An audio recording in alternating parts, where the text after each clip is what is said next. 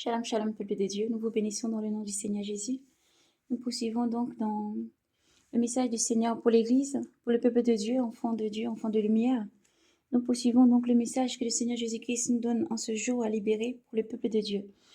Ceux qui se préparent pour l'enlèvement et tous ceux qui doivent encore se préparer à tenir ferme et à se repentir, à changer de voie, donner la vie à Jésus-Christ maintenant pendant qu'il est encore temps et à venir au Seigneur Jésus-Christ car il est à la porte. Aux vierges sages de continuer à se sanctifier tous les jours et de continuer à garder la lampe pleine d'huile dans la méditation et la consécration. Et chaque jour, aimer Éternel plus fort encore, car les vierges sages ne sont pas seulement des vierges sages, mais surtout l'épouse du Christ et l'épouse que Dieu a choisie, immaculée, sur laquelle Dieu a mis son sceau. Rappelle-toi qui tu es et tiens ferme à la parole du Seigneur en méditant. Aimez l'Éternel ton Dieu de tout ton cœur, de toute ta force, de toute ton intelligence, de toute ton âme, de toute ton intelligence, de toute ton énergie, d'aimer l'Éternel ton Dieu, comme tu aimerais ton époux, de tout ton cœur, de tout ton cœur, de toute ta force. Aimez l'Éternel ton Dieu de la même manière, car l'Éternel demande un cœur sincère. La place qu'il veut, c'est un cœur qui renaît, un cœur sincère, là où il peut habiter, un cœur purifié et pur. Frères et sœurs, le Seigneur Jésus-Christ est à la porte. Le Seigneur est à la porte et le Seigneur appelle tous ses frères, ses enfants du monde entier. Il dit, venez à moi, mes enfants, et à tous les serviteurs. Je ne vous appelle plus serviteurs, mais amis. Souviens-toi que ton ami t'appelle. Ton meilleur confident, ton meilleur ami t'appelle à travailler sans cesse, avec fidélité, comme tu ne trahiras jamais ton meilleur ami. Car lui n'est pas défaillant. Si l'homme est défaillant, Jésus-Christ n'est pas défaillant. Et ce Seigneur t'appelle ami. Il te demande de travailler fort. Et autant brave dans la constance, tous les jours, dans la constance, chaque jour, à demeurer brave et courageux, à ne pas baisser les bras. Voici pourquoi nous continuons donc dans le livre de Matthieu, chapitre 25 maintenant. Que Dieu vous bénisse et vous fortifie dans le nom de Jésus. Éternel Dieu souverain, nous laissons ce moment entre tes mains, nous te bénissons. Tu es l'alpha et l'oméga. Seigneur, je ne suis que le simple serment par lequel tu passes pour parler à tes enfants. Merci, toi qui tiens ce moment entre tes mains, qui tiens les cœurs maintenant disposés, qui te révèle à l'âme maintenant qui écoute et au cœur qui t'écoute. Merci pour tout ce que tu es. Tu es l'alpha et l'oméga. À toi l'honneur, gloire, force et puissance. Seigneur Jésus, nous te bénissons. Merci pour ta parole. Merci pour l'esprit qui convainc et qui persuade. Merci pour tout ce que tu es. Merci Jésus. Nous prions tous les âmes mauvais, les esprits impurs. Seigneur, sois chassés. Tous les démons, esprits impurs mauvais, qui ne confessent pas ton nom, soient liés dans le ciel comme sur la terre, par des entraves qui ne peuvent te détruire, je t'en enfer. Nous savons les temps sont finis, et tu viens, Jésus. Nous te bénissons, roi des rois, seigneur des seigneurs. Toi qui es les principautés des dominations sur tes pieds, tu prends le contrôle de toutes les choses, Seigneur, pour conduire ce cœur qui, Seigneur, est disposé à entendre ta voix. Merci Jésus, dans ton nom nous avons prié. Amen.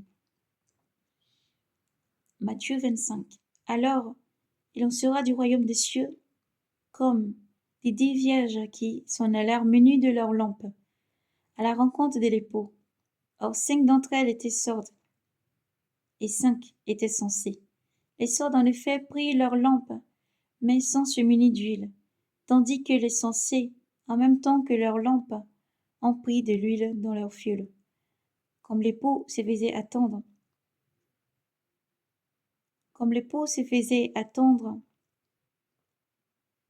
elle s'ensoupit et s'endormit toute.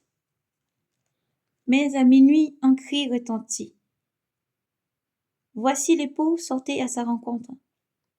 Alors toutes ces vierges s'y réveillèrent, apprêtèrent leurs lampes.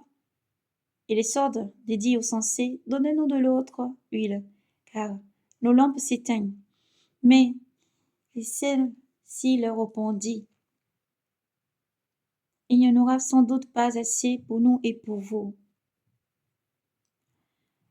Allez plutôt chez les marchands, achetez-en pour vous-mêmes. Elles étaient allées en acheter. Quand arriva l'époux, celle qui était prête entra avec lui dans la salle des noces, et la porte se referma. Finalement, les vierges arrivèrent. Aussitôt, elle arriva et dit, Seigneur, Seigneur, ouvre-nous. Mais le Seigneur leur répondit, en vérité, je ne vous connais pas. Veillez donc, car vous ne savez ni l'heure ni le jour. C'est comme d'un homme qui, partant en voyage, appela ses serviteurs et leur remit une fortune. À l'un, il donna 5 talents, 2 à un autre et un seul au troisième, à chacun selon sa capacité. Et aussitôt il partit. Celui qui avait reçu 5 talents alla le faire valoir, et en gagnant 5 autres. De même, celui qui avait reçu 2 talents alla le faire valoir, et en gagna 2 autres. Celui qui avait reçu un seul talent enfouit son talent dans la terre. Il creusa un trou et enfouit le talent dans la terre.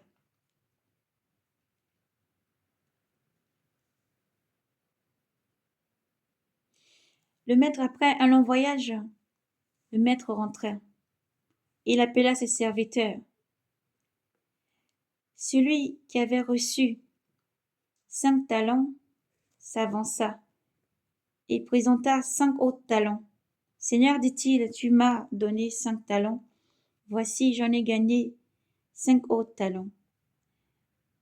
C'est bien, serviteur fidèle, bon et fidèle, lui dit son maître. En peu de choses tu as été fidèle, sur beaucoup je t'établirai. Entre dans la joie de ton serviteur, de ton Seigneur. Entre dans la joie de ton Seigneur. Vint ensuite celui qui a reçu 2 talents. Il dit, Seigneur, tu m'as donné 2 talents. En voici 2 autres. En voici 2 autres talents que j'ai gagnés. C'est bien, serviteur bon et fidèle, lui dit son maître. En peu de choses tu as été fidèle, sur beaucoup je t'établirai. Entre dans la joie de ton Seigneur. Vint ensuite celui qui a seulement un seul talent. Seigneur, dit-il, j'ai appris à te connaître pour un homme après des gains. Tu moissonnes là où tu n'as point semé, et tu ramasses là où tu n'as pas répandu. Aussi pris de peur, je suis allé enfouir ton talent dans la terre. Voilà, tu as ton bien.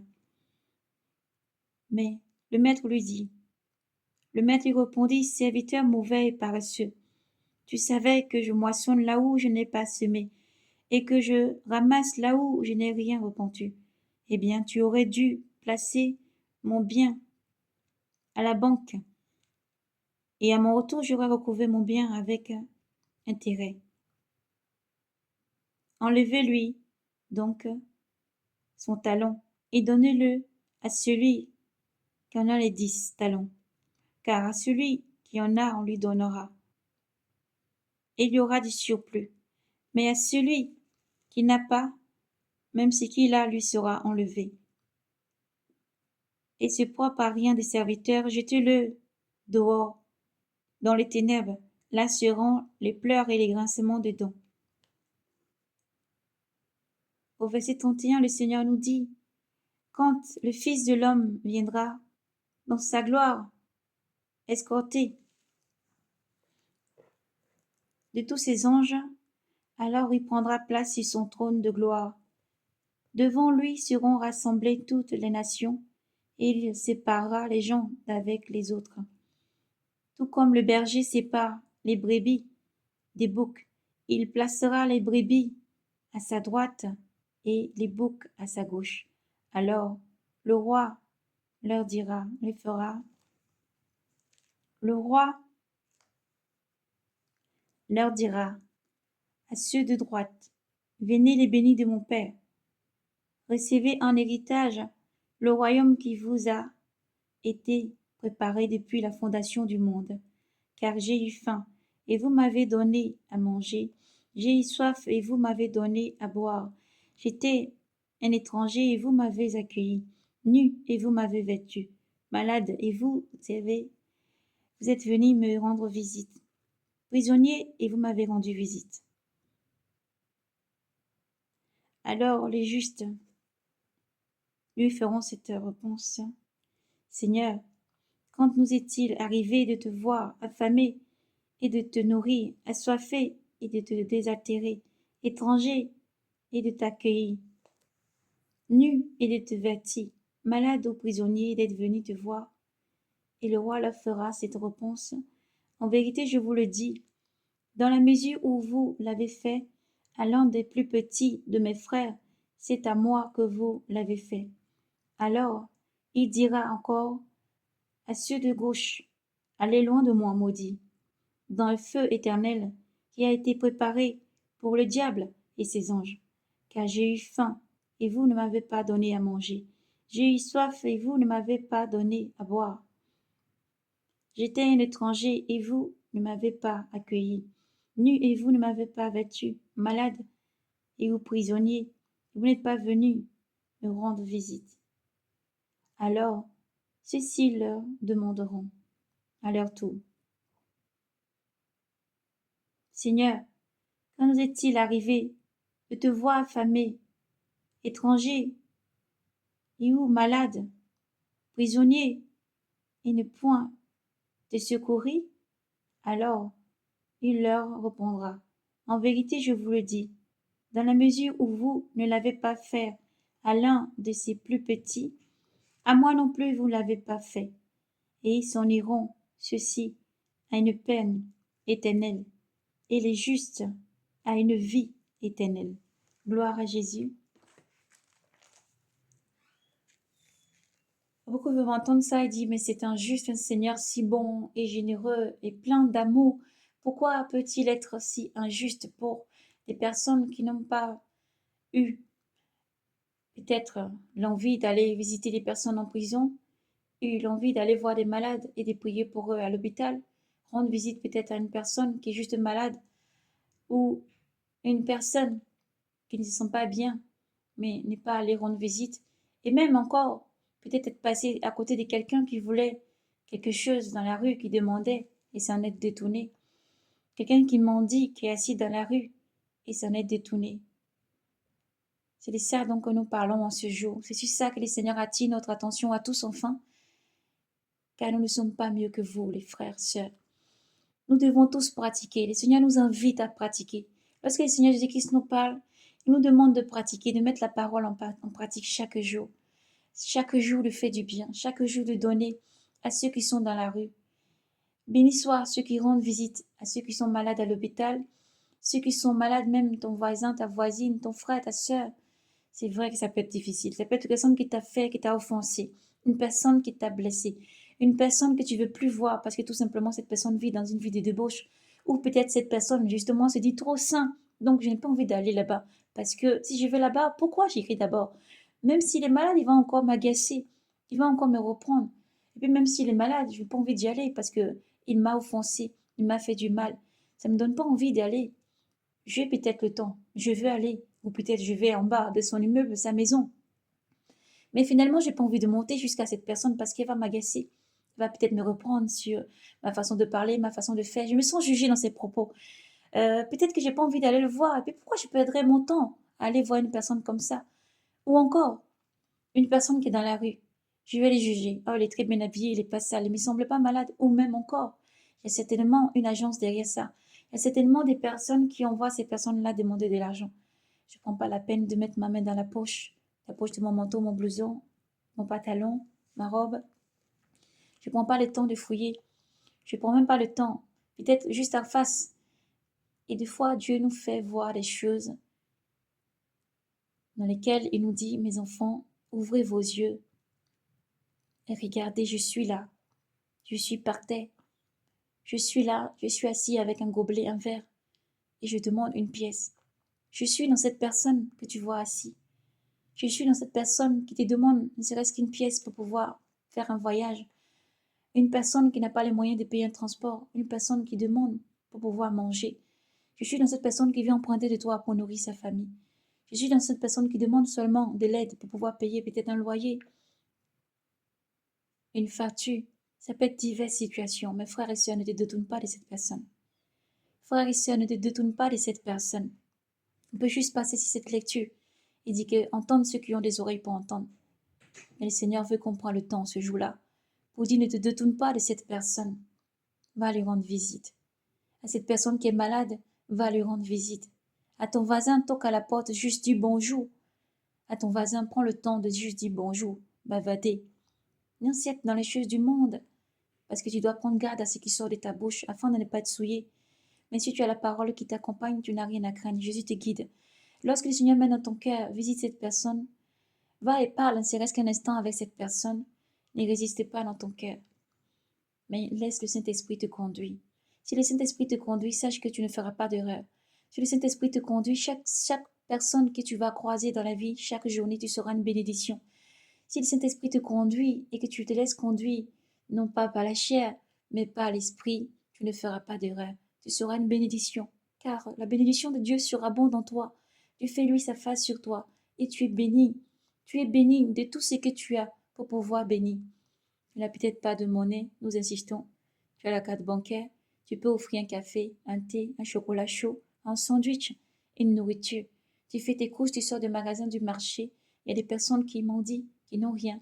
N'hésite pas à donner. Partage la nourriture que tu as avec les autres. Il faut les pratiquer au quotidien. Tu n'as peut-être rien. Une petite parenthèse, autrefois, nous bavardons avec un enfant de Dieu et il nous dit, ça m'est arrivé de parcourir les rues. J'avais seulement peut-être 25 francs, 100 francs, 10 francs, 25 francs, peut-être le franc CFA, ou en euros, qu'en soit la monnaie, dollar, ou quel que soit ce que tu as. Ce que tu as dans la main est juste. Mais quelqu'un surgit et te demande juste peut-être la moitié, le quart de ce que tu as, ou peut-être le tout. Tu te dis, mais comme par hasard, c'est exactement ce que j'ai, que la personne demande. Mais je vais dire, j'ai rien dans ma main et je vais avancer. Je vois bien cette personne a faim et soif, elle est dans la rue, il y a des petites piécettes qui sont données. J'ai peut-être des piécettes dans mon sac, mais je ne prends même pas 2 secondes pour regarder et pour sortir ces piécettes pour donner. Je rentre dans cette boulangerie, j'ai faim. C'est l'heure de ma pause et je n'ai pas le temps. J'ai peut-être 10 minutes pour manger, voire 30 minutes. Je dois retourner vite à mon travail après. Je trouvais un endroit pour manger. Mais je sais que ce que j'ai acheté, il y a un surplus. Peut-être tu as pris un menu.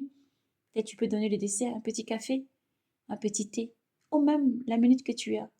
Ça ne coûte rien. De s'asseoir à côté de cette personne et de donner la parole de Dieu. Dis que juste Dieu t'aime, Jésus t'aime.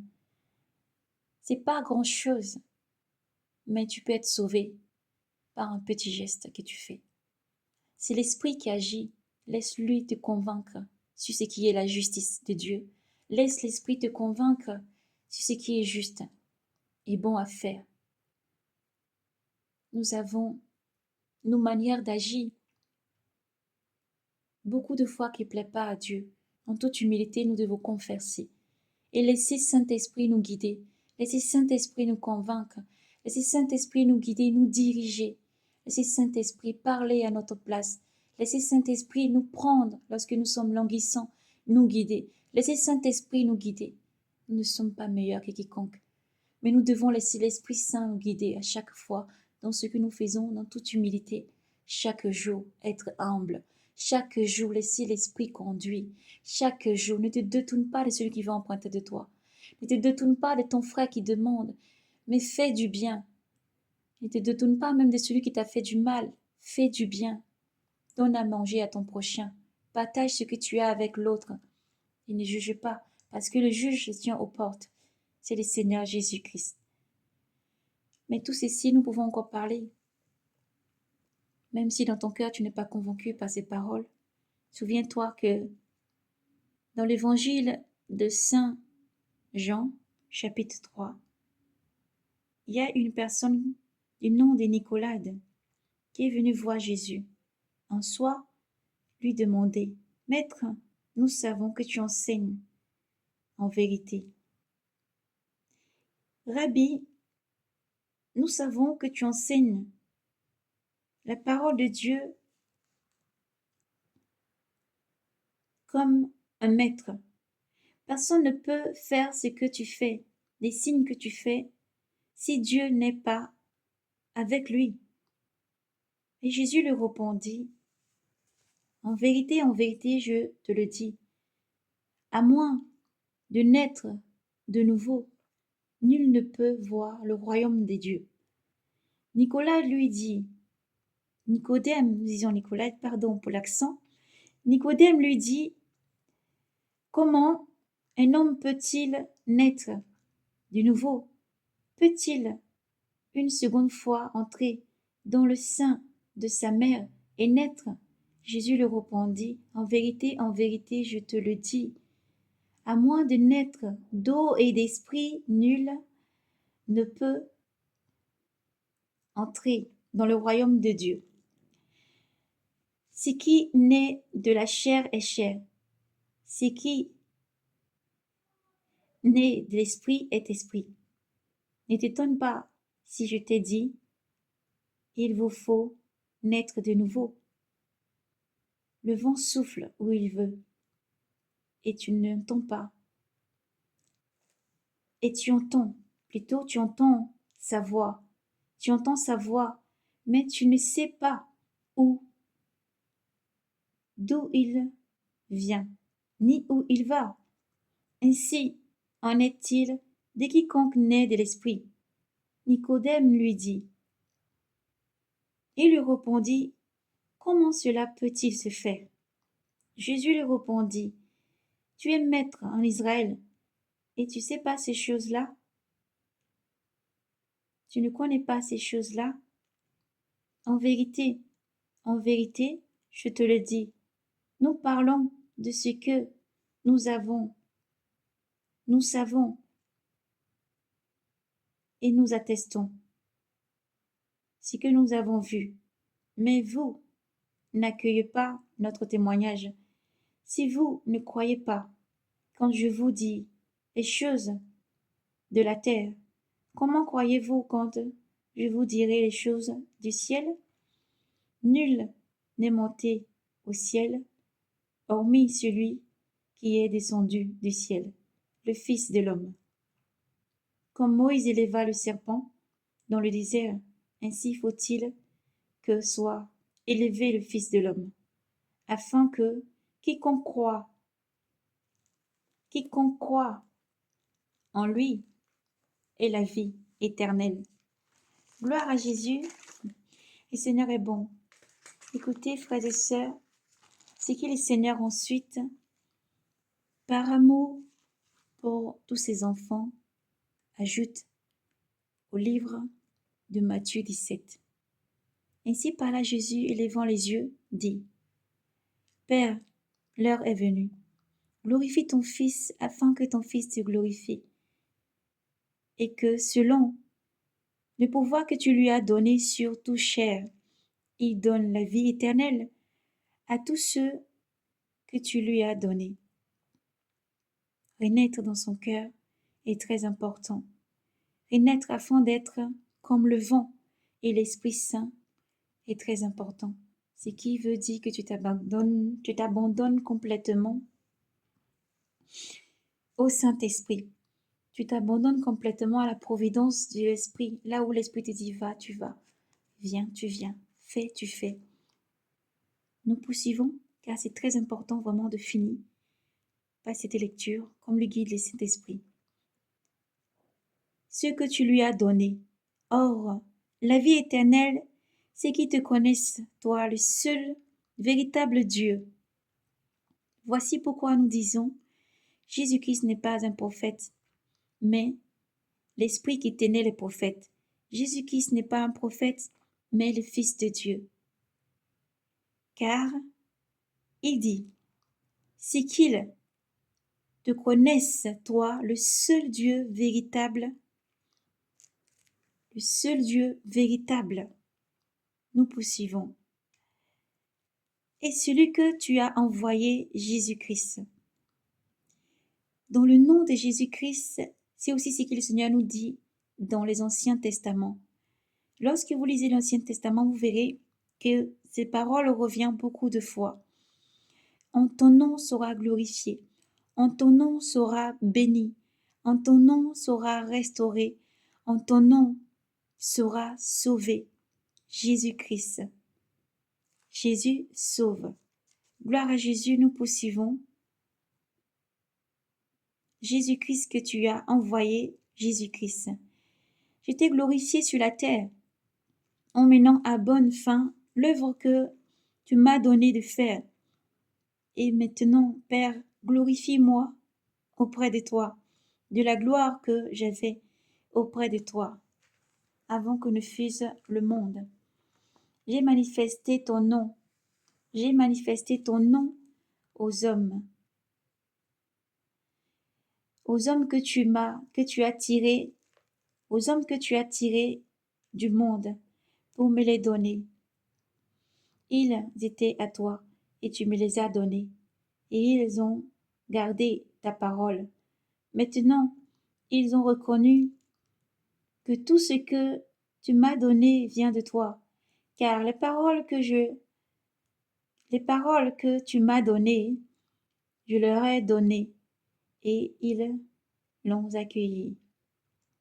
Ils l'ont accueilli, et ils ont vraiment reconnu que je suis sorti de toi, d'auprès de toi, et ils ont cru que tu m'as envoyé. C'est pour eux que je prie. Je ne prie pas pour le monde, mais pour ceux que tu m'as donnés, car ils sont à toi. Et tout ce qui est à moi est à toi. Et tout ce qui est à moi est à toi. Et je suis glorifié en eux. Je ne suis plus dans le monde. Eux sont dans le monde. Et moi je viens vers toi, Père Saint. Garde-leur dans ton nom que tu m'as donné, pour qu'ils soient un comme nous quand j'étais avec eux, et les gardais dans le nom que tu m'as donné. J'ai veillé, aucun d'eux ne s'est perdu, sauf le fils de perdition, afin que l'écriture fût accomplie. Mais maintenant, je viens vers toi, et je parle ainsi dans le monde, afin qu'ils aient en eux-mêmes ma joie complète. Je leur ai donné ta parole, et le monde les a haïs parce qu'ils ne sont pas du monde. Comme moi je ne suis pas du monde, je ne te prie pas de leur enlever du monde, mais de les garder du mauvais. Ils ne sont pas du monde, comme moi je ne suis pas du monde. Sanctifie-les, sanctifie-les dans la vérité. Ta parole est la vérité. Comme tu m'as envoyé dans le monde, moi aussi je les envoie dans le monde. Moi aussi je les envoie dans le monde, pour eux je me sanctifie moi-même, afin qu'ils soient un, aussi sanctifiés dans la vérité. Je ne prie pas pour eux seulement, mais aussi pour ceux qui, grâce à leur parole, croiront en moi, afin que tous croient et soient un. Afin que tous soient un, comme toi, Père, tu es un, tu es en moi, et moi en toi, qu'eux aussi soient en nous, afin que le monde croie que tu m'as envoyé. Je leur ai donné ta parole, je leur ai donné la gloire que tu m'as donnée, pour qu'ils soient un comme nous sommes un, moi en eux et toi en moi, afin qu'ils soient parfaits dans l'unité, et que le monde reconnaisse que tu m'as envoyé, et que tu les as aimés comme tu m'as aimé. Père, ce que tu m'as donné, je veux que là où je suis, eux aussi soient avec moi, afin qu'ils entendent, ils voient et ils contemplent ma gloire, la gloire que tu m'as donnée, gloire à Jésus, parce que tu m'as aimé avant la fondation du monde. Père juste, le monde ne t'a pas connu, mais moi je t'ai connu, et ceux-ci ont reconnu que tu m'as envoyé. Je leur ai fait connaître ton nom, et je le leur ferai connaître, pour que l'amour dont tu m'as aimé soit en eux, et moi en eux. Gloire, honneur, force et puissance au Seigneur Jésus. Jésus-Christ est le chemin, la vérité et la vie. Jésus-Christ est tout. Le monde fut créé en lui. Car au commencement était les ténèbres se mouvaient dans ce monde. Comme aujourd'hui, croyant avoir tout remporté et gagné, mais Dieu n'a pas dit son dernier mot, et son dernier mot reste, sera Jésus-Christ, le Verbe de Dieu, le Fils de Dieu unique, non point engendré par le vouloir ni le sang humain, mais Fils unique engendré par l'Esprit, et par le biais d'une vierge est venu dans le monde, pour que s'accomplisse la parole de Dieu. Alléluia. Au commencement était le Verbe, et le Verbe était auprès de Dieu. Et le Verbe était Dieu. Il était au commencement auprès de Dieu. Tout fut par lui, et sans lui rien ne fut. Ce qui fut en lui était la vie éternelle, la lumière des hommes. Et la lumière, lui, dans les ténèbres, et les ténèbres ne l'ont pas saisi. Alléluia. Gloire à Jésus. C'est pour ça, frères et sœurs, nous vous encourageons à prendre vos Bibles. Là où vous l'avez rangé, peut-être dans une bibliothèque, peut-être qu'il est au chevet du lit, peut-être qu'il est toujours sur une table ou dessous de meubles télé, quelque part dans un canapé. Qu'en soit le lieu où vous l'avez posé, lisez et méditez. Toujours nous vous encourageons, encore dans le nom de Jésus, à commencer par l'Ancien Testament. Si vous commencez par le Nouveau Testament, vous allez comprendre qu'à Dieu est bon. Et Dieu est vraiment compatissant et plein d'amour. Mais nous vous encourageons à commencer vraiment et nous vous exhortons à commencer par le Nouveau Testament. Car tout commence par le Nouveau Testament, oui, car Jésus-Christ est le Verbe de Dieu, mais tout commence surtout, nous dirons, par l'Ancien Testament. Car Dieu a d'abord commencé par former le monde, tout ce qui renferme et contient, et pour comprendre aussi que Dieu vous donne et vous fasse la grâce, vraiment, dans le nom de Jésus-Christ, que le voile soit ôté, que les écailles tombent des yeux, pour comprendre, les méditer et surtout aimer. Si tu aimes ton Dieu, tu vas comprendre l'Écriture. Si tu cherches le Dieu créateur qui a créé l'univers, le monde et ce qui renferme et contient, tu aimeras le Seigneur Jésus-Christ. Et tu ne le verras plus comme un simple prophète, mais tu le verras comme Dieu. Tu le verras comme Dieu. Nous savons, frères musulmans, que vous nous écoutez. Nous savons que vous suivez et que vous écoutez attentivement tout ce que nous disons. Alors nous vous invitons à voir et à comprendre, non pas seulement à faire écouter, mais aussi à recevoir dans le nom de Jésus-Christ, à recevoir le Seigneur Jésus-Christ comme Seigneur et Jésus, comme le Seigneur et Sauveur, le chemin, la vérité et la vie. Nous entendons toujours, nous voyons beaucoup d'écritures. Vous continuez à nous écrire et à vouloir nous persuader, alléluia, que Jésus-Christ est un prophète, que Jésus-Christ est un prophète et que nous allons être surpris lorsqu'il viendra, qui vous conduira dans la lumière. Et nous savons, une seule chose que nous croyons, c'est que Dieu ne ment pas. C'est que Dieu ne ment pas. Nous nous appuyons sur la parole de Dieu. Car le Seigneur déclare, l'heure viendra, le moment viendra, le jour viendra, l'heure viendra, et l'heure est déjà là, il arrive, que lorsque ces personnes vous tueront, ils croiront rendre un culte à Dieu. Ils vont croire rendre un culte à Dieu vivant, parce que croiront rendre un culte à Dieu. Jésus-Christ vient en forme de prophète pour éclairer, guider, un grand leader donc, mais pour guider, livrer tous les enfants de Dieu. Non, nous devons dire la vérité, car la vérité règne dans la parole de Dieu. Celui qui vient pour se faire passer pour l'enfant de lumière, fils de lumière, enfant de Dieu, le grand prophète qui va guider, et dit que tous ceux qui croient que, en dehors de Dieu, il n'y a pas, que le Seigneur Jésus-Christ n'est pas Fils de Dieu, et que tous ceux qui croient que Jésus-Christ est le Fils de Dieu et Dieu en lui-même doit mourir, ne sera pas Dieu. Parce que ça sera Dieu se régner en lui-même. Et Dieu se réunit pas. Voilà pourquoi Jésus-Christ ne s'est pas régné lui-même. Mais il a dit, croyez en Dieu, croyez aussi en moi. Croyez en Dieu, croyez aussi en moi. Croyez en ma parole et mettez-la en pratique. Demeurez dans la lumière pendant que la lumière est. Et tous ceux qui reconnaissent que Jésus-Christ est fils de Dieu, sont enfants de Dieu. Mais tous ceux qui renient que Jésus-Christ est fils de Dieu ont l'esprit de l'Antéchrist.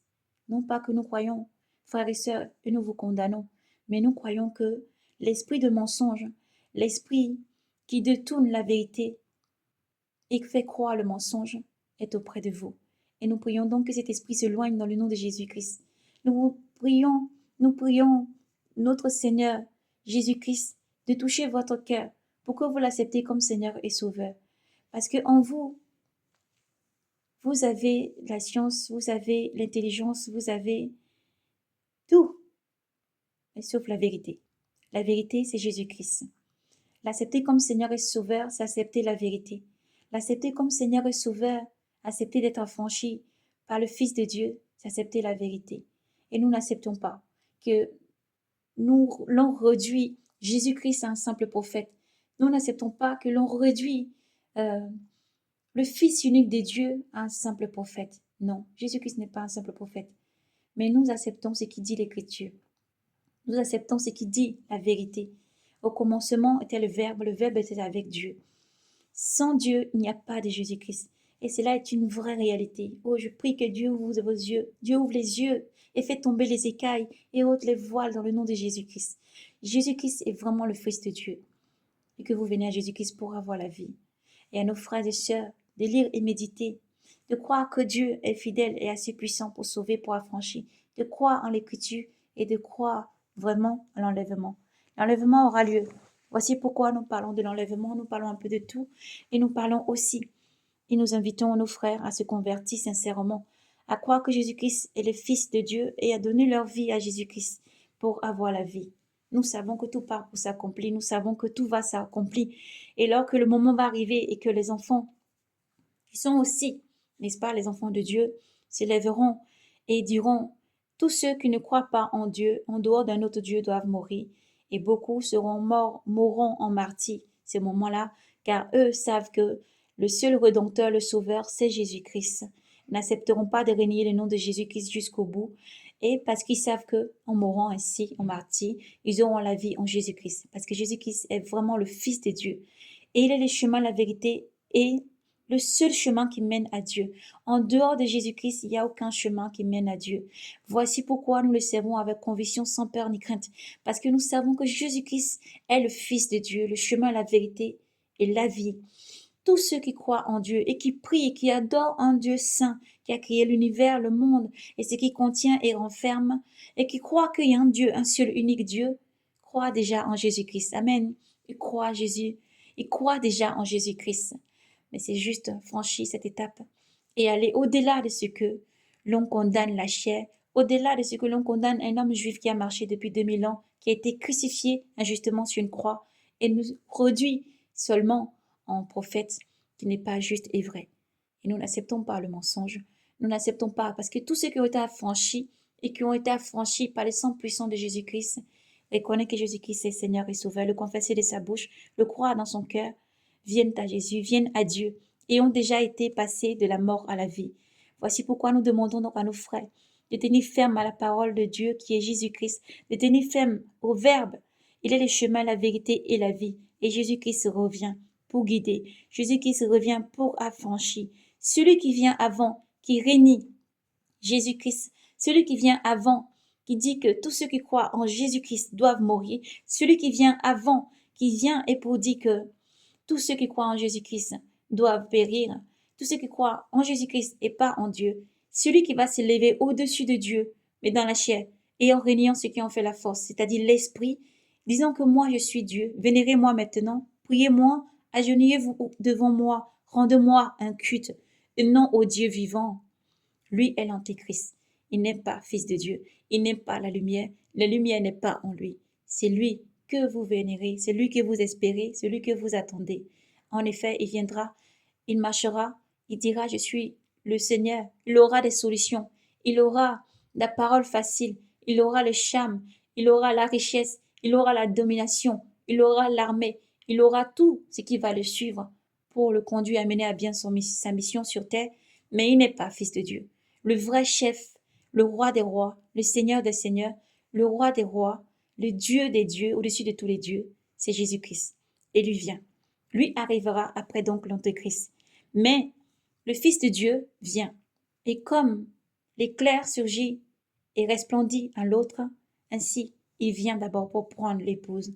Les enfants, ceux qui se sont préparés, ceux qui maintenant lavent leur robe dans le sang de l'agneau, ceux qui croient et qui confessent de leur bouche que Jésus-Christ est le Fils de Dieu, Sauveur, fils uniques engendrés de Dieu et qui croient dans leur cœur l'acceptent comme Seigneur et Sauveur, qui sont convertis sincèrement, vont être enlevés. Les épouses du Christ, beaucoup vont mourir en martyrs parce qu'ils ne vont pas relâcher le nom du Dieu saint, car la vérité vient pour prendre son épouse et vont tenir ferme jusqu'au bout. Ils ne vont pas renier Jésus. C'est aussi la parole qui va s'accomplir. Mais pendant ce temps, nous croyons aussi que nos frères musulmans, beaucoup vont se convertir. Nous croyons que tous ceux, les athées, vont se convertir. Nous croyons que cette foi, cette parole qui est prononcée dans le monde entier ne reste pas vain, car tout passera, mais la parole ne passera pas. Nous croyons que rien n'est en vain. Nous croyons que la parole va transformer tout homme. Tous ceux qui vont accepter Jésus-Christ comme Sauveur, Seigneur et Sauveur, vont être sauvés et guéris, restaurés et auront une vie auprès de Dieu.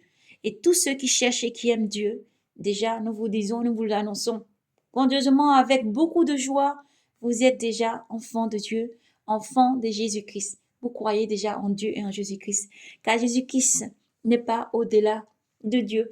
Jésus-Christ n'est pas en dehors de Dieu. C'est là qu'il y a l'erreur. Et Jésus-Christ est en Dieu.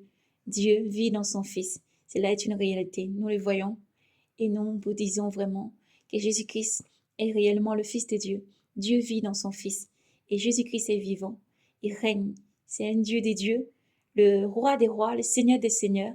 Il a beaucoup de puissance, d'amour, de compassion. Attends avec patience pour que chaque cœur endurci change. Chaque cœur, où que tu sois, qui que tu sois, l'accepter comme Seigneur et Sauveur pour avoir la vie et être affranchi. Le monde part pour changer. Beaucoup de choses vont changer. Mais tous ceux qui croient en l'Éternel auront la force de surmonter, de survivre et d'avancer. Tous ceux qui croient en l'Éternel seront sauvés et affranchis, délivrés pour vivre auprès du Seigneur. Alors soyez bénis, frères et sœurs. Merci de nous écrire. Merci de continuer à lire et méditer. Merci de comparaître les deux écritures entre le Coran et la Bible. Merci encore de continuer à lire. Merci de continuer à prier.